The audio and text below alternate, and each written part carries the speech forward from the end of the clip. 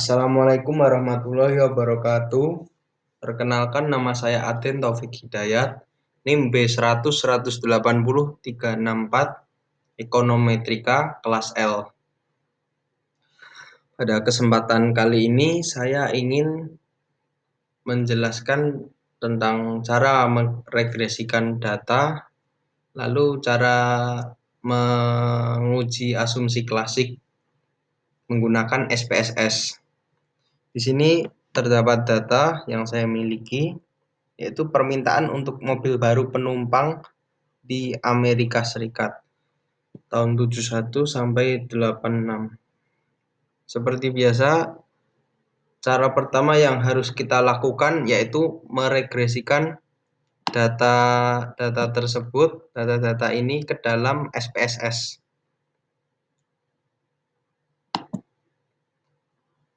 Kita buka variable view. Ini kita beri nama Y, X1, X2, X3, X4, dan X5 dengan label mobil baru terjual, lalu mobil baru, indeks harga konsumen, personal disposable income, suku bunga, pekerja sipil. Setelah itu kita buka data view, dan hasilnya seperti ini. Lalu cara meregresikannya, kita klik analyze, lalu klik regression, lalu klik linear. Setelah itu, variabel Y atau mobil baru terjual kita masukkan ke dalam dependent, dan variabel lainnya yaitu mobil baru, indeks harga konsumen, personal disposable income, suku bunga, pekerja sipil kita masukkan ke independent. Setelah itu kita klik statistik, regression koefisiennya estimate, dan ini kita klik model fit, centang, lalu centang deskriptif, lalu centang collinearity diagnostic, lalu untuk residualsnya kita pakai Darwin-Watson untuk menghitung autocorrelation. Lalu kita klik continue, kita pindah ke plots. Ini kolom Y ini kita isi dengan S-recit, kita masukkan, dan yang X ini kita masukkan dengan Z-pred. Lalu standardized residual plotsnya, histogramnya kita centang, dan normal probability plotnya kita centang, lalu kita klik continue. Setelah itu kita klik OK. Maka akan menghasilkan output seperti ini. Yang pertama, kita akan melakukan uji normalitas. Uji normalitas itu dapat dilakukan dengan menggunakan tabel histogram yang ada di sini. Bagaimana cara mengetahui data tersebut normal atau tidak? Yang pertama dapat menggunakan signifikan. Apabila nilai signifikannya lebih dari 0,5, maka data tersebut dapat dikatakan normal. Selain itu, apabila bentuk grafik histogramnya ini menggunung dan memiliki kaki-kaki yang simetris, menggunung dan simetris, maka data ini bisa dikatakan normal. Lalu cara lainnya yaitu dengan p-plot. Normal p-plot. Normal p-plot ini adalah sebuah garis diagonal yang dapat digunakan untuk menentukan untuk melakukan uji normalitas data. Apabila titik-titik ini bergerak searah dengan garis diagonal ini dan tidak terlalu menyebar jauh dari diagonal ini, maka dapat dikatakan data tersebut normal. Kemudian ada yang dinamakan scatter plot. Scatter plot ini dapat digunakan untuk membaca uji heteroskedastisitas. Bagaimana caranya? Dari titik-titik ini bisa kita lihat bahwa titik-titik ini menyebar dan tidak menumpuk menjadi satu. Karena titik-titik ini menyebar, maka dapat dikatakan ini tidak terjadi heteroskedastisitas. Data ini tidak terjadi heteroskedastisitas. Selanjutnya, kita akan berpindah ke uji multikolinearitas. Untuk menguji multikolinearitas dapat menggunakan VIV dan tolerance.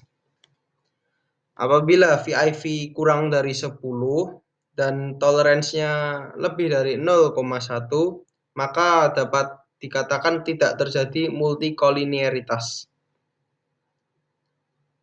Dan apabila sebuah data mengalami multikolinearitas, maka tabelnya akan bias.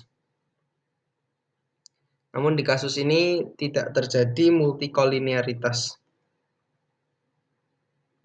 Maksud saya di kasus ini terjadi multikolinearitas karena toleransinya ini 0,004 lebih kecil dari 0,1.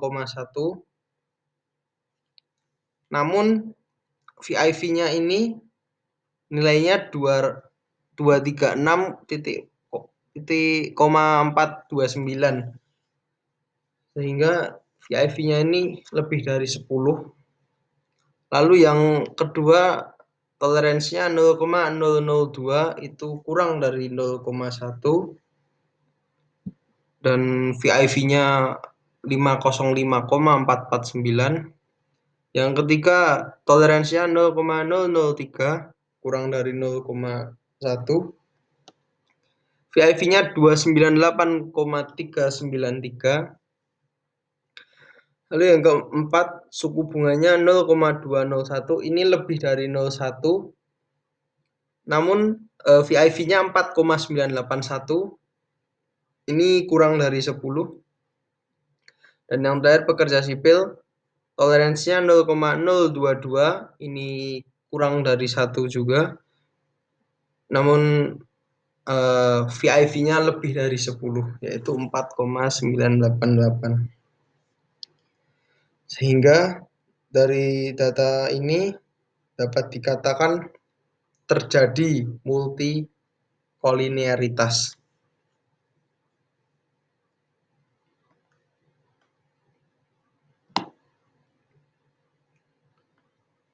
Selanjutnya melakukan uji autokorelasi. Autokorelasi ini tidak terjadi apabila nilai Darwin-Watson-nya ini terletak di antara DU sampai 4 min DU. Jadi apabila nilai Darwin-Watson ini yaitu 1,544 itu terletak di antara DU dan 4 min DU, maka tidak terjadi autocorrelation. Cara menentukannya seperti ini.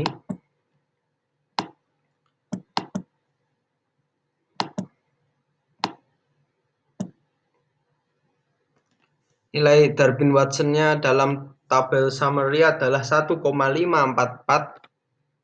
Lalu untuk mencari nilai DU itu dapat menggunakan tabel Darwin-Watson berdasarkan K dan N. Di sini K-nya yaitu variabel independen sebanyak 5 dan N-nya yaitu jumlah banyaknya data yaitu 16 dengan signifikan 5%, alfanya 5%. Di sini N-nya 16 dan K-nya 5. sehingga didapatkan nilai Darwin-Watson tabelnya 2,157. Karena nilai dalam tabel sebesar 2,1567 ini lebih besar dari nilai Darwin-Watson dalam tabel summary yaitu 1,544. Dan nilai Darwin-Watson dalam summary itu adalah 1,544, itu lebih kecil dari 4 min DU. 4 min DU-nya sebesar 1,8433. Sehingga dari data ini dikatakan tidak terjadi autokorelasi. Dari data yang dihitung ini tidak terjadi autokorelasi. Kemudian signifikan ini digunakan untuk menjelaskan apakah variabel X berpengaruh secara parsial terhadap Y. Dan karena signifikan dari X1 hingga X5 ini lebih dari 0,005,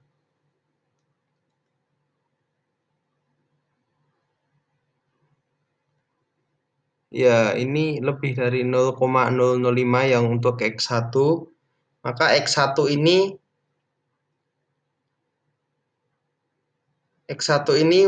berpengaruh secara parsial terhadap Y. Kemudian yang untuk indeks harga konsumen atau X2 ini kurang dari 0,005, maka tidak berpengaruh secara parsial terhadap Y. Lalu untuk yang personal disposable income 1,850 ini lebih dari 0,005, maka personal disposable income ini berpengaruh secara parsial terhadap Y. Kemudian suku bunga yaitu minus 0,606 kurang dari 0,005 sehingga tidak berpengaruh secara parsial terhadap Y. Dan yang terakhir pekerja sipil atau X5 nilainya 0,682 yaitu lebih dari 0,005 sehingga memiliki pengaruh secara parsial terhadap Y. Baik, itu adalah cara menentukan uji asumsi klasik, yaitu uji normalitas, uji heteroskedastisitas, uji multikolinearitas, dan uji autokorelasi. Apabila banyak kesalahan mohon maaf. Terima kasih atas perhatiannya. Wassalamualaikum warahmatullahi wabarakatuh.